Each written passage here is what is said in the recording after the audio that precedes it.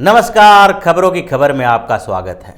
कांग्रेस का चरित्र जो अब सामने आता दिखाई पड़ रहा है, उसमें एक एक परतें उसकी खुलती जा रही है। पहले कांग्रेस की जो अलग अलग पहचान बनी हुई थी, धोखेबाजी की पहचान और सत्ता में बने रहने के लिए किसी तरह से सियासी ड्रामा करने की जो पहचान बनी हुई थी, अब वो धीरे धीरे अलग तरीके की पहचान की तरफ जा रही है। कांग्रेस जो मध्य प्रदेश में जैसा सियासी पैंतरेबाजी कर रही है, उससे तो यही लगता है कि कुर्सी बचाए रखने के लिए कांग्रेस किसी भी स्तर पर जा सकती है और उसके जो नेता हैं वो अपनी बेइज्जती को भी सह के सरकार में बने रह सकते हैं, सरकार बनाए रख सकते हैं।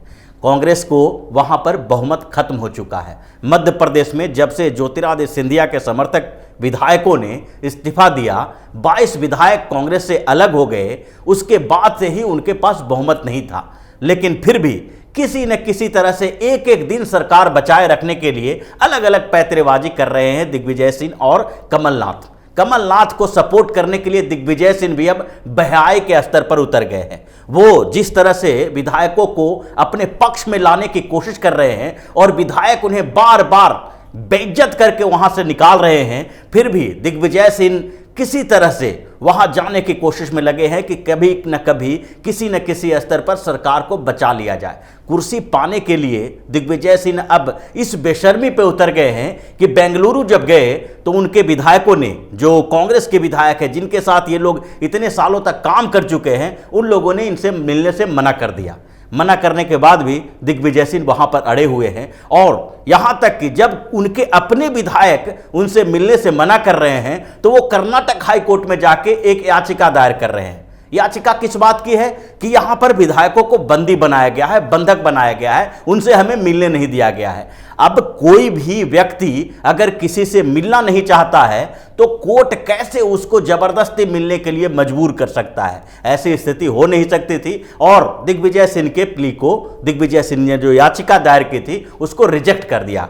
दूसरी तरफ कमलनाथ भी उसी हड़बड़ाहट में हैं। उन्हें अब जैसी स्थिति मध्य प्रदेश में है, उसके बाद उनके पास एक मौका है कि वो इज्जत के साथ फ्लोर टेस्ट करवा ले, बहुमत साबित कर ले और उसके बाद अगर उनकी सरकार बची रहती है तो बचा ले और नहीं तो फिर इस्तीफा देकर चले जाए।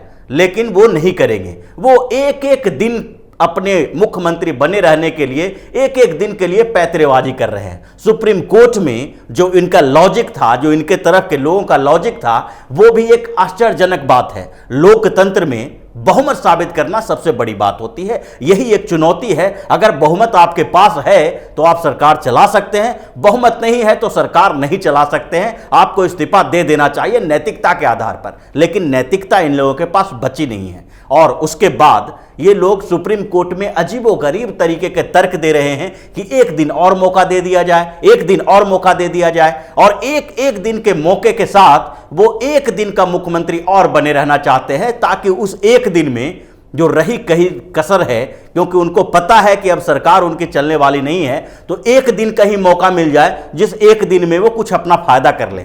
और कमलनाथ के साथ यही स्थिति है। कमलनाथ की सरकार वहां पर गिरने वाली है, इसमें कोई दो राय नहीं है, क्योंकि 22 एमएलए इस्तीफा दे चुके हैं, जिसमें से 6 एमएलए का इस्तीफा स्वीकार कर लिया गया है। अगर किसी भी स्तर पर ये 22 एमएलए में से कुछ एमएलए को मना भी लेते हैं तब भी इनकी सरकार नहीं बचेगी। 6 एमएलए का इस्तीफा मंजूर किया गया है, अगर उसके बावजूद जो 16 एमएलए बचे हैं जो बार बार वीडियो जारी करके बता रहे हैं, यहां तक कि वो मैसेज कर रहे हैं, वीडियो जारी करके ये संदेश दे रहे हैं कि हम दिग्विजय सिंह या कमलनाथ से मुलाकात नहीं करेंगे, कांग्रेस के साथ नहीं रहेंगे, अब हमें कांग्रेस के साथ नहीं रहना है। यहां तक कि उन लोगों ने ये नहीं कहा है कि हम भारतीय जनता पार्टी ज्वाइन करने वाले हैं, इस्तीफा दे रहे हैं। इस्तीफा मंजूर करने के लिए स्पीकर के पास अधिकार है और स्पीकर भी, जो कांग्रेसी स्पीकर हैं, वो भी किसी न किसी तरह से पैंतरेबाजी करके चाह रहे हैं कि थोड़े दिन और सरकार बनी रहे। कांग्रेस जो ये चाहती है कि सुप्रीम कोर्ट में और स्पीकर के पास ये दोनों तरफ से किसी तरह से मामला अटके रहे। अगर पूरे गणित को देखेंगे, मान लेते हैं कि 22 में से जो 16 विधायक हैं उनका इस्तीफा मंजूर नहीं किया गया है, लेकिन अगर फ्लोर टेस्ट की बात आएगी तो वो जो 16 विधायक हैं वो विधानसभा तक पहुंचेंगे या नहीं पहुंचेंगे। हो सकता है कि वो इस्तीफा देने की बात अपने मान लें कि हम इस्तीफा दे चुके हैं और हम नहीं जाएंगे वहां पर, क्योंकि अगर इस्तीफा देने के बावजूद वो वहां पर जाते हैं तो क्रॉस वोटिंग करना पड़ेगा। ऐसी स्थिति में ये चाहते हैं कि किसी न किसी तरह से उनके ऊपर दबाव बनाया जाए, जैसा कि कर्नाटक के समय किया गया था। इनका जो तरीका है वो तानाशाही वाला तरीका है। ये चाहते हैं कि इस्तीफा मंजूर न करके किसी तरह से इन विधायकों को ऐसे डराया धमकाया जाए ताकि इनके खिलाफ जो एंटी डिफेक्शन के अंतर्गत कानून जो लागू होता है, दल बदल निरोधक कानून, उसके अंतर्गत इनको किसी तरह से सदस्यता इनकी खत्म कर दी जाए। अगर इनकी सदस्यता दल बदल निरोधक कानून के तहत खत्म कर दी जाएगी तो फिर आगे इन विधायकों को परेशानी होगी। ये अगले जो होने वाला उपचुनाव होगा, जो इनके इस्तीफे के बाद जो सीट खाली होगी, उस पर 6 महीने के भीतर उपचुनाव कराना होगा और उस उपचुनाव में ये लोग खड़ा नहीं हो सकते, ये उम्मीदवार नहीं बन सकते। और जितना टर्म है, बचा हुआ टर्म है जो सरकार का, मध्य प्रदेश की सरकार का, उस समय वो मंत्री नहीं बन सकते। ऐसी स्थितियां पैदा कर रहे हैं कि अगर इनके इस्तीफा मंजूर नहीं करेंगे तो अपने आप ये डर जाएंगे और इनको लगने लगेगा कि अगर अगले जो जितना कार्यकाल बचा हुआ है मध्य प्रदेश सरकार का, उतने समय में हमें कोई ऐसा पद ही नहीं मिल सकता है, न मंत्री बन सकते हैं, न विधायक बन सकते हैं, तो फिर कांग्रेस के साथ ही रहना जरूरी हो जाता है, फायदा होता है उसमें। और यही रणनीति है जो कमलनाथ की सरकार, कांग्रेस की सरकार ये मानने के लिए तैयार है, जैसा कि वो कर्नाटक के समय में भी इन लोगों ने यही किया था। कर्नाटक में भी जब कांग्रेस और जेडीएस के विधायकों ने इस्तीफा दिया तो यही तिकड़म इन्होंने अपनाया, लेकिन ये तिकड़म उनका काम नहीं आया और सुप्रीम कोर्ट के दरवाजे पर पहुंचने के बाद उन्होंने फैसला दिया और सही फैसला आया, जिसके बाद कांग्रेस को सबक लेना चाहिए उन चीजों से कि आखिरकार इनकी सरकार यहां गिरनी है। अगर 22 विधायक इस्तीफा देने के लिए तैयार हैं तो उसमें से 6 विधायकों का इस्तीफा मंजूर हुआ, 16 विधायक का इस्तीफा मंजूर नहीं कर रहे हैं, क्योंकि इनको लग रहा था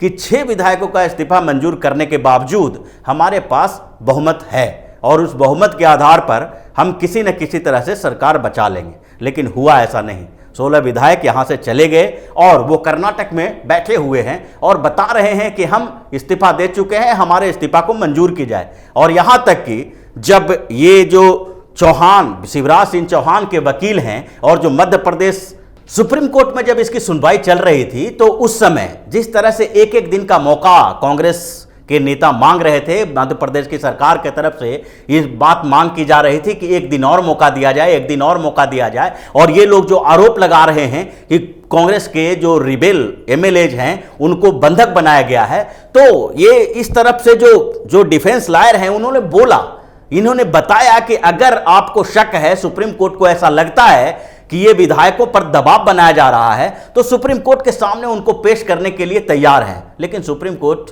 इस बात के लिए तैयार नहीं हुई। उनको लगता है कि सुप्रीम कोर्ट में विधायकों को बुलाना सही नहीं होगा और इसके जो सही तरीका है, जो सही प्रोसेस है कि फ्लोर टेस्ट के समय में ही विधायकों को वहां जाना चाहिए और किसके समर्थन में वो वोट देंगे ये बताना चाहिए। तो ये जो तरीका चल रहा था, इसमें ये स्पष्ट रूप से सामने आ जाता है कि कहीं न कहीं कांग्रेस किसी तरह से पैंतरेबाजी करके कुछ दिन और मौका लेना चाहती है, क्योंकि अगर 16 विधायक अनुपस्थित रहते हैं तो भी कांग्रेस की सरकार बचने वाली नहीं है।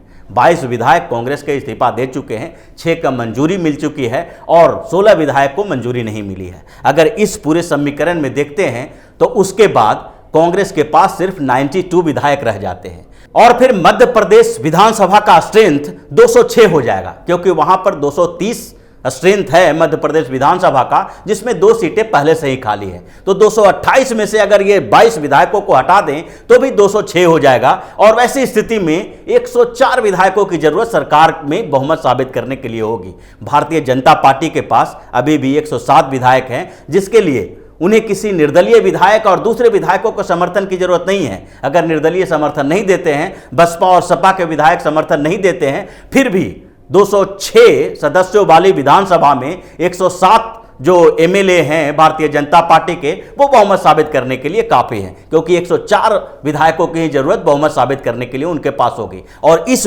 बात से दिग्विजय सिंह और कमलनाथ में घबराहट है। उन्हें लगता है कि अगर इन विधायकों का मामला अटक गया और इनका इस्तीफा अगर मंजूर नहीं भी करते हैं और सुप्रीम कोर्ट की तरफ से आदेश आ जाता है कि आप जल्द से जल्द फ्लोर टेस्ट करवाएं, तो ऐसी स्थिति में भी सरकार बचने वाली नहीं है, क्योंकि सरकार बचाने के लिए इनको उन विधायकों को अपने साथ लाना पड़ेगा। और इसीलिए बार बार दिग्विजय सिंह बेंगलुरु गए हुए हैं और उसके बाद कमलनाथ भी ये बता रहे हैं कि अगर हमें जरूरत पड़ेगी तो हम भी जाएंगे कर्नाटक और उन विधायकों से मिलने की कोशिश करेंगे। दिग्विजय सिंह की घनघोर बेइज्जती हुई है और अब कमलनाथ भी वो बेइज्जती करवाने के लिए तैयार बैठे हैं। इससे तो बढ़िया होता कि एक ही बार में सोनिया गांधी और राहुल गांधी को वहां भेज दिया जाता, ताकि वो विधायक अगर उनके साथ आना चाहते हैं तो आ जाते अपनी शर्तों पे, नहीं आना चाहते हैं तो एक ही बार शीर्ष नेतृत्व की तरफ से इतनी बड़ी बेइज्जती हो जाती कि उसके बाद कोई छोटे मोटे नेता वहां जाने की हिम्मत ही नहीं करता। लेकिन ऐसा नहीं करेंगे,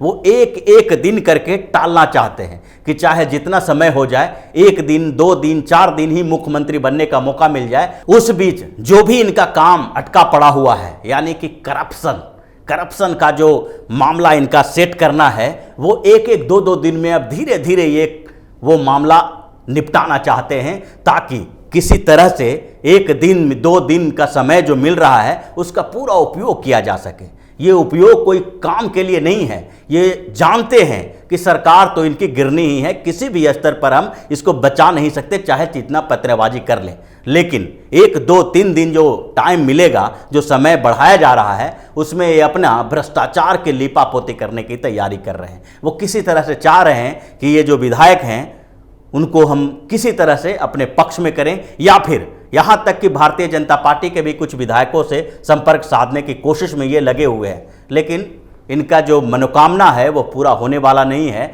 और कभी भी हो सकता है। ये 1 2 दिन का समय जो सुप्रीम कोर्ट में आगे बढ़ाया जा रहा है, वो जैसे ही खत्म होगा तो मध्य प्रदेश में जो मुख्यमंत्री अभी कमलनाथ हैं वो फिर से भूतपूर्व मुख्यमंत्री कहलाने लगेंगे और वो भी दिग्विजय सिंह की तरह साइड में बैठ के फिर गिनती गिनेंगे कि अगली बार चुनाव कब हो और उसमें भारतीय जनता पार्टी की सरकार कब खत्म हो और फिर कांग्रेस को कब मौका मिले। लेकिन तब तक कांग्रेस में इन लोगों की स्थिति इतनी कमज़ोर हो जाएगी कि फिर राजनीतिक करियर इनका बचेगा नहीं। तो इसी तरह की खबरों के साथ फिर से हाजिर होंगे, तब तक के लिए बने रहिए हमारे साथ और देते रहिए हमें सहयोग, ताकि इसी तरह की खबर हम आपके लिए लाते रहें। धन्यवाद। अगर आपको हमारा वीडियो पसंद आया हो तो इसे लाइक करें, हमारे चैनल को सब्सक्राइब करें और हाँ, बेल आइकन दबाना ना भूलें, ताकि आप तक हमारे वीडियो की नोटिफिकेशन पहुंचती रहे। आप अपना सुझाव हमें कमेंट बॉक्स में दे सकते हैं। हमारे साथ जुड़ने के लिए शुक्रिया।